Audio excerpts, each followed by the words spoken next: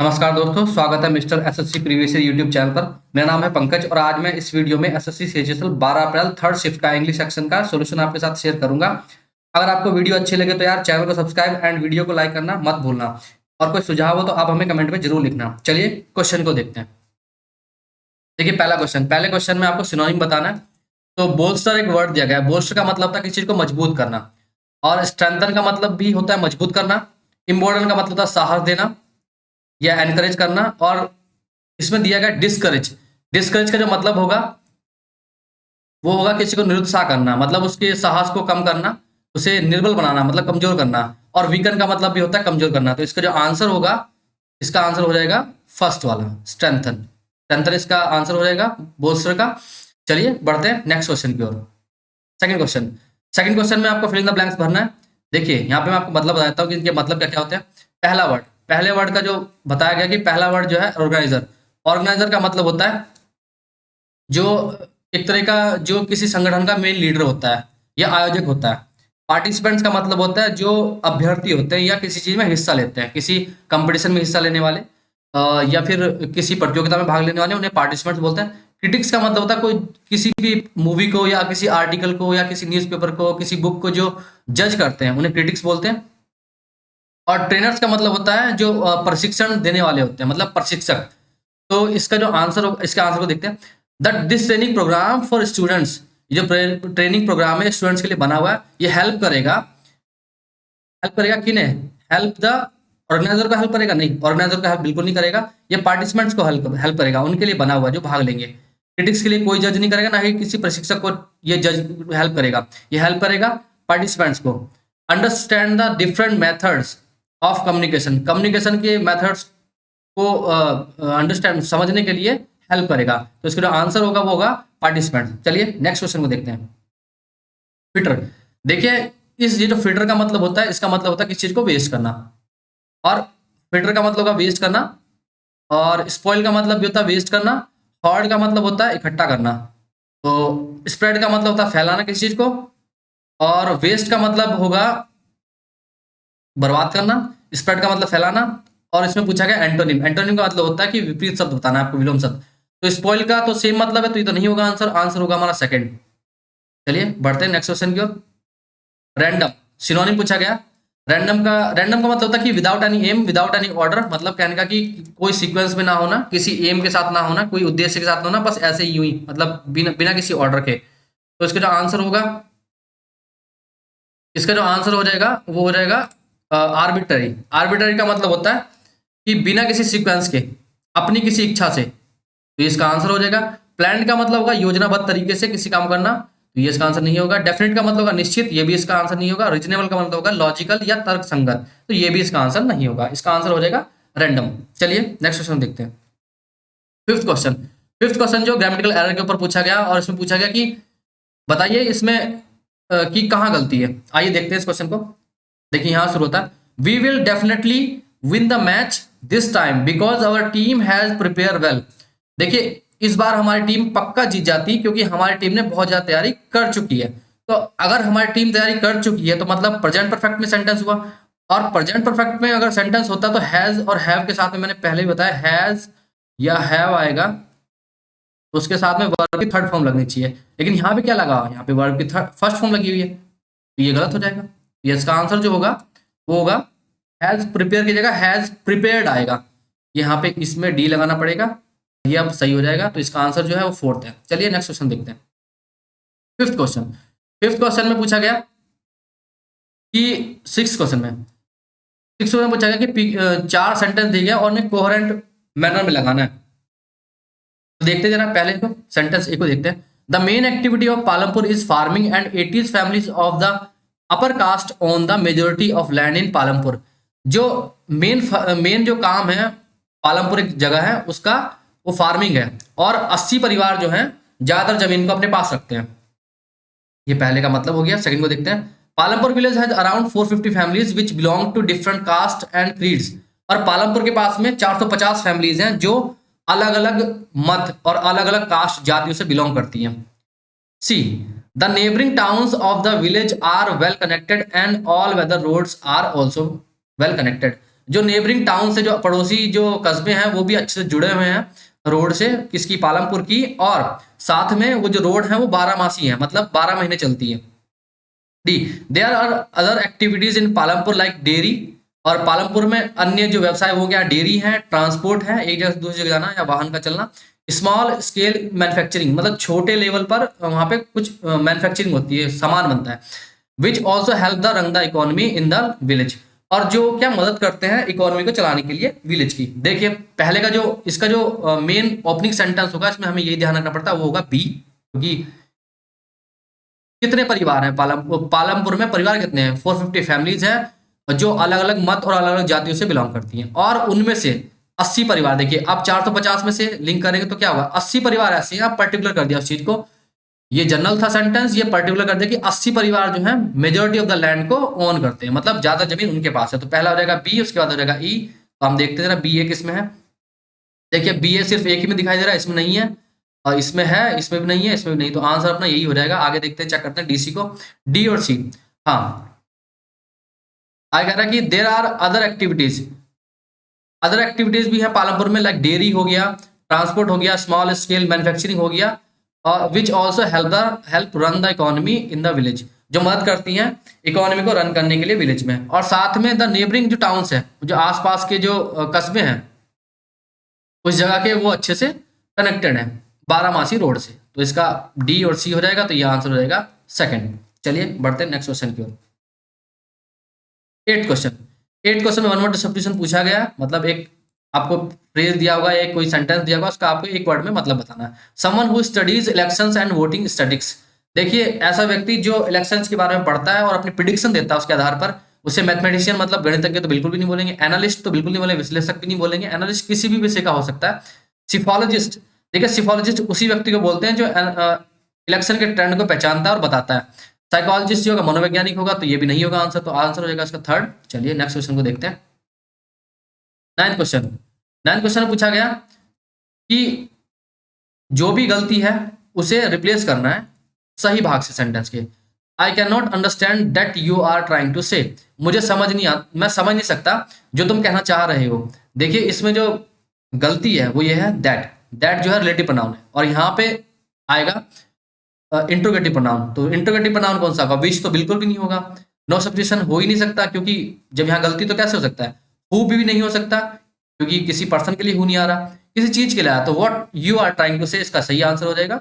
चलिए next question को देखते हैं। क्वेश्चन नंबर 11, क्वेश्चन नंबर 11 में पूछा गया the project is tough and I can not be able to, देखिए यहाँ पहले समझिए, I can not be able कैसे यूज कर सकते हैं हम, दो मतलब कैन नॉट भी उसी बात को बता रहा है और बी एबल भी उसी बात को बता रहा है, तो ये तो बिल्कुल गलत है। इसी के आधार पर मैं दो चीज आपको बताना चाहूंगा, अगर कहीं पर आता है सपोज और इफ एक साथ दिए, आपको पहचानना कि ये भी गलत है, और कहीं पे दिया है रीजन एंड बिकॉज, तो समझ जाइए कि यहाँ पे भी गलती है, एक साथ कभी नहीं आएंगे एक ही सेंटेंस में, तो ये सुपरफ्लस में आते हैं। तो इसका जो आंसर होगा वो होगा can not be able to, यहाँ पे गलती है, ये इसका आंसर हो जाएगा फोर्थ वाला। चलिए नेक्स्ट क्वेश्चन को देखते हैं। क्वेश्चन नंबर 11 12, क्वेश्चन नंबर 12 में पूछा गया कि पेसी वॉइस बनाना है। The central team visited 8 villages in the state to assess the damage to the crops, और जो सेंट्रल टीम जो है वो पहुंची है, उन्होंने मौका मुआयना किया है 8 गांव का राज्य में, जो कि क्या करने के लिए, निर्धारित करने के लिए कितना डैमेज हुआ क्रॉप्स को, कितना नुकसान हानि हुई है क्रॉप्स को, फसलों को। तो देखिए इसका जो पेसिव वॉइस होगा उसमें पहले हमें देखनी पड़ेगी कि इसमें मेन ऑब्जेक्ट क्या है और सब्जेक्ट क्या है। देखिए सब्जेक्ट तो सेंट्रल टीम हो गया, और ऑब्जेक्ट जो उसका होगा वो होगा 8 villages in the state, 8 villages in the state. देखते हैं 8 डैमेज वाला तो गलत हो जाएगा, द सेंट्रल टीम ये भी गलत हो जाएगा, और 8 villages in the state were visited. और उसके बाद देखते हैं कि टेंस कौन सा है। देखिए यहाँ पे टेंस जो है वो पास्ट है, विजिटेड सेकंड फॉर्म दी गई, विजिटेड मतलब पास्ट है, तो यहाँ पर प्रेजेंट में तो हो नहीं सकता। तो देखते से the village had visited, 8 village had नहीं है तो गलत हो जाएगा, 8 विलेज क्यों होगा, 8 विलेजेस इन द स्टेट होगा, 8 विलेजेस इन द स्टेट। और दूसरी बात ये, जब भी V2 या पास्ट में आता है, मतलब V2 आएगा तो उसके साथ में हमें वर लगाना पड़ेगा, मतलब V2 को चेंज करेंगे हम वर में। तो 8 विलेजेस था और साथ में हमें वर आ गया, were visited by the central team to assess the damage to the crops, ये बिल्कुल सही ऑप्शन हो जाएगा इसका। आई होप मुझे लगता है कि आपको अच्छे से समझ में आएगा। चलिए नेक्स्ट क्वेश्चन देखते हैं। 13 क्वेश्चन। 13 क्वेश्चन में पूछा गया कि इनकरेक्टली स्पेल्ड वर्ड बताना है। देखिए इसके पहले मतलब बताऊंगा, उसके बाद बताऊंगा कि किसमें गलती है। क्लोस्टर्ड का मतलब होता है कि जो एकांत में रहना पसंद करता है या एकांतवासी, क्लोस्टर्ड उसे उस पर्सन को बोलते हैं। क्रिएटिविटी का मतलब होता है रचनात्मक, कुछ नया करना, उसे क्रिएटिविटी बोलते हैं। और डोनेशन का मतलब होता है दान करना। और मेलिन का मतलब होता है कि बदनामी या बदनाम। तो इसका जो आंसर होगा वो होगा क्रिएटिविटी। क्रिएटिविटी की स्पेलिंग ये गलत है, यहाँ पर वी ई जो है कट जाएगा और यहाँ पे वी के बाद आई आ जाएगा। चलिए नेक्स्ट क्वेश्चन देखते हैं। 14 क्वेश्चन। 14 क्वेश्चन में पूछा गया इनकरेक्टली स्पेल्ड वर्ड बताना है। फिर से इनकरेक्टली आ गया। देखिए प्रोवोक का मतलब होगा किसी को उकसाना या भड़काना, लेकिन नेगेटिव मैनर में। और किंडल का मतलब होता है सुलगाना या जलाना। डिस्ट्रैक्शन का मतलब होगा ध्यान को भंग करना या ध्यान को कहीं जहां पे लगाना था वहां पे ना लगा के कहीं और पे लगाना, उसका ध्यान कहीं और की तरफ खींचना, जो कि बिल्कुल भी सही नहीं है। प्रोक्योर का मतलब होगा प्राप्त करना। तो ये सारे मतलब हो गए हैं, लेकिन इसका जो आंसर होगा वो होगा डिस्ट्रैक्शन। यहाँ पे जो स्पेलिंग है बिल्कुल गलत दे रखी है। DEISTRACTION,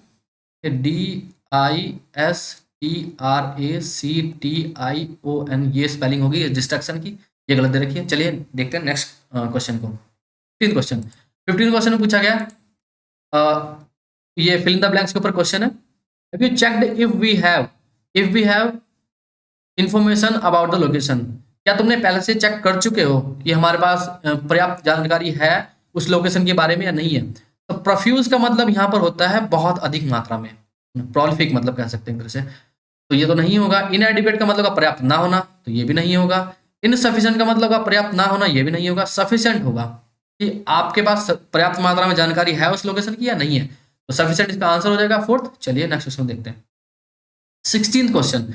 16 क्वेश्चन में पूछा गया एंटोनिम बताइए। देखिए बायस का मतलब होता है किसी किसी भी चीज के बारे में, किसी टॉपिक या किसी विषय के बारे में या किसी किसी भी चीज के बारे में आपके पास पहले से ही प्रोन्स एंड कॉन्स और पहले से जानकारी और लाइकिंग है उसके लिए, मतलब आपने पहले से उस चीज को जज कर रखा है और आप उसकी तरफ झुकाव रखते हैं, तो मतलब बायस होना। बायस का मतलब होगा प्रिजुडिस। तो प्रिजुडिस का मतलब भी सेम होता है, पहले आपने उसको पसंद कर लिया, उसमें कमियां भी देख ली, दूसरे विषय में कमियां देख ली और एक चीज को पसंद कर लिया, ये प्रेजुडिस हो गया आपका। प्रेस्टीज का मतलब हो गया सम्मान, तो ये इसका आंसर नहीं होगा।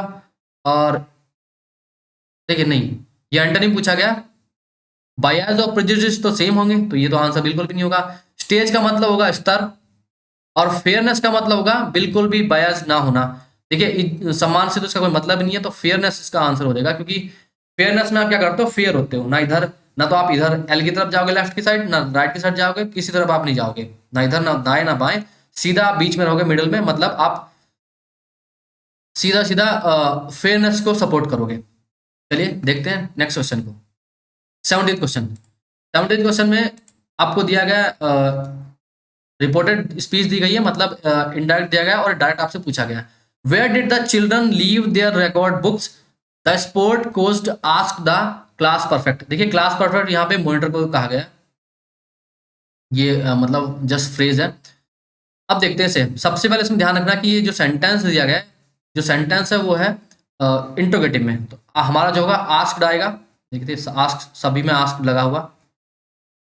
The sport coach ask the class perfect, दस बिल्कुल ठीक है। वेयर, देखिए यहाँ पे जो आएगा वेयर आएगा, वेयर शुरू होगा, वेयर। और ये जो है आस्क मतलब पूछा गया, तो पूछा गया और ये भी पास्ट में और ये भी पास्ट में, तो यहाँ पे प्रेजेंट क्यों आ गया, तो गलत हो गया। उसके बाद देखते हैं द चिल्ड्रन लीव, ये भी प्रेजेंट में है, वर्ग की फर्स्ट फॉर्म दी गई है, ये भी गलत हो जाएगा। उसके बाद देखते हैं हैड लेफ्ट और आर लिविंग, देखिए ये भी प्रेजेंट में है, तो ये भी गलत हो जाएगा, तो इसका आंसर होगा third.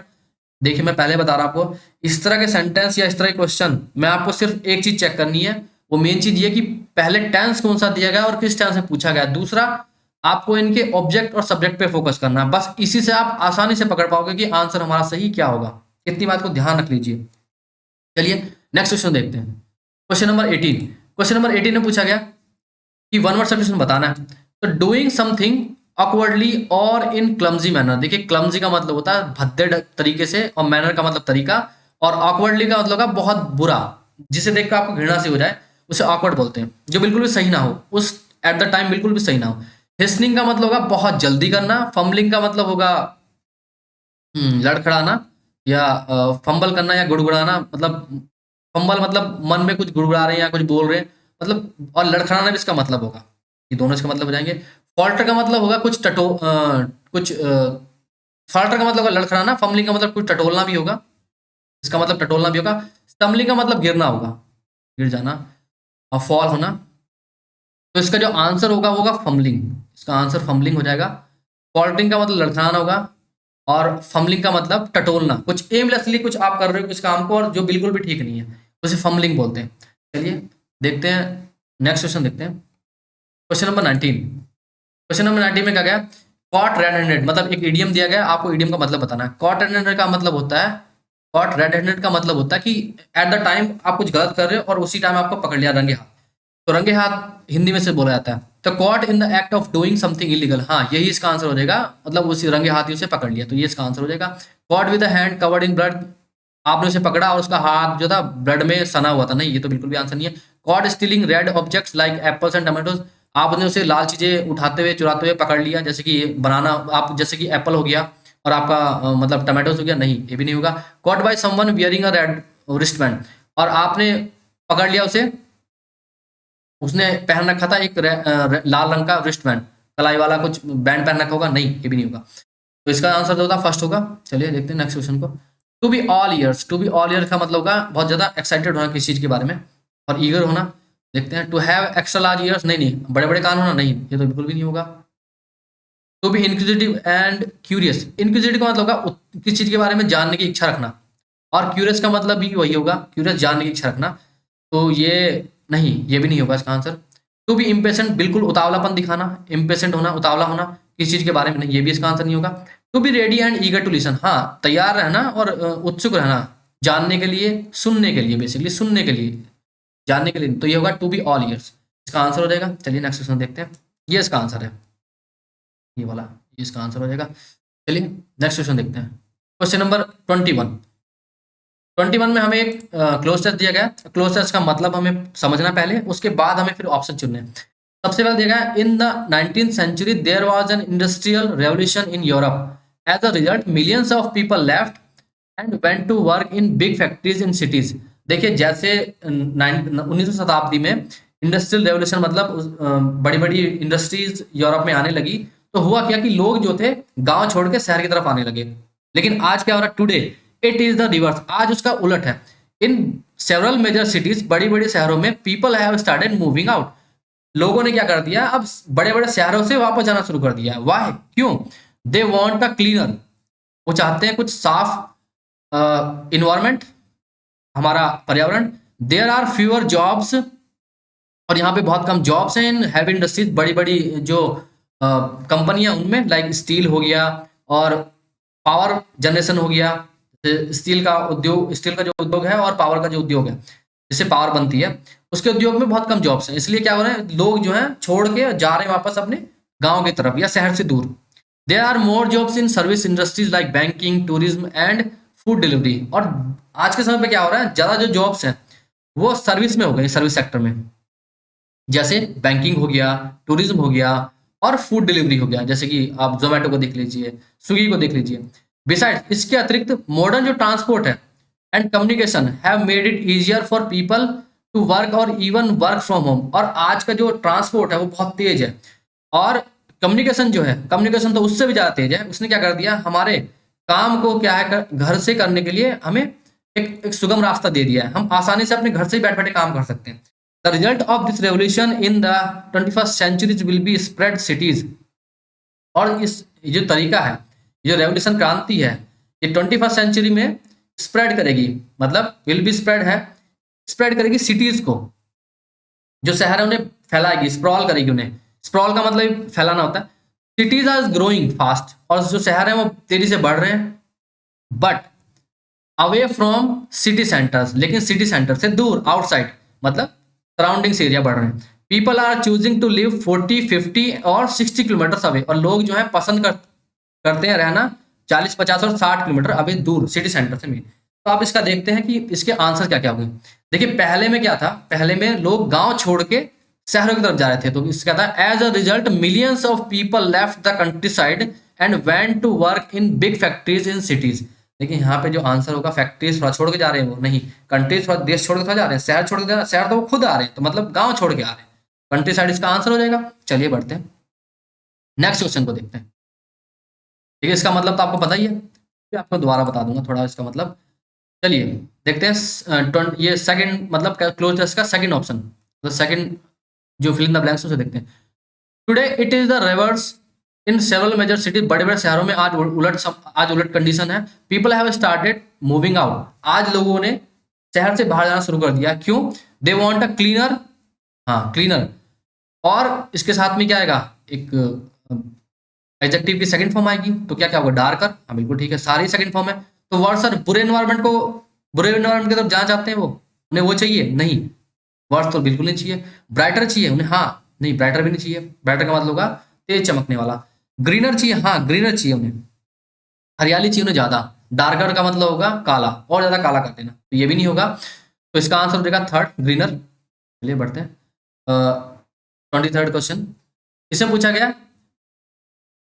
Like steel and power generation there are fewer jobs in heavy industries, और आजकल क्या है, बहुत कम जॉब्स हैं जो है बड़ी बड़ी उद्योग जो हैं, जैसे स्टील वाले उद्योग हो गए और पावर जनरेशन हो गए जिससे बिजली वगैरह बनती है, उसमें बहुत कम जॉब है। तो क्या हो रहा है, of course there are more jobs in, नहीं ऑफ कोर्स तो बिल्कुल नहीं आएगा। इंस्टेड, बजाय, बल्कि, ये इसमें आ सकता है, ये इसका ऑप्शन हो सकता है, अभी अगले को देखते हैं। नेवरदलेस, फिर भी उसके बावजूद, नहीं नहीं ये नहीं होगा। क्लियरली ये भी नहीं होगा, तो इसका आंसर होगा इंस्टेड, बजाय, देयर आर, बल्कि यहाँ पर बहुत ज्यादा जॉब्स हैं किस चीज में, बैंकिंग में, टूरिज्म में और फूड डिलीवरी में। इसके अतिरिक्त modern transport and communication have made it easier for people to, हाँ पीपल लोगों के लिए क्या कर दिया है, लोगों के लिए पीपल टू कैलकुलेट, कैलकुलेट करना तो बिल्कुल ये गणित हाँ गुणा थोड़ा करेंगे, नहीं कम्यूट करेंगे, मतलब आना जाना बहुत आसान कर दिया है। कम्यूट का मतलब होता है एक जगह से आना और फिर उसी जगह से वापस जाना, मतलब आने जाने को हम बोलते हैं कम्यूट। ये इसका आंसर हो जाएगा। कंप्यूट मतलब गणना करना, ये भी नहीं होगा। और कम्युनिकेट, कम्युनिकेट नहीं करेंगे यहाँ पे, कम्युनिकेट नहीं आएगा। कम्यूट करना बहुत आसान कर दिया उनका। टू वर्क और even work from home, the result of this revolution in the 21st century will be spread cities, cities are growing fast but उसके बाद देखते हैं क्या आएगा, but away from city centres. देखिए आउटवर्ड्स, हाँ आउटवर्ड्स आ सकता है बाहर उसके, तो ये आ सकता है। अपवर्ड्स ऊपर उसके, नहीं अप नहीं आ सकता। डाउनवर्ड्स उसके नीचे, नहीं ये भी नहीं आ सकता। और इनवर्ड्स उसी के अंदर, ये भी नहीं आ सकता। तो लोग जो है पसंद कर रहे हैं आउटवर्ड, सिटी से बाहर रहना, उसकी तरफ जा रहे हैं, आउटवर्ड बढ़ रही है cities, away from city centres, and people are choosing to live 40, 50 और 60 किलोमीटर दूर रहना पसंद करते हैं मेन सिटी सेंटर से। तो इस तरह से ये पूरा 25 क्वेश्चन हमने पूरे कर लिए। और अगर आपको वीडियो अच्छी लगती है तो यार इस चैनल को सब्सक्राइब जरूर कर लेना, ताकि आपको ऐसी ऐसी वीडियो का सॉल्यूशन मिलता रहे इन वीडियोस में। तो चलिए इसे यहीं पर समाप्त करते हैं। देखने के लिए बहुत बहुत धन्यवाद।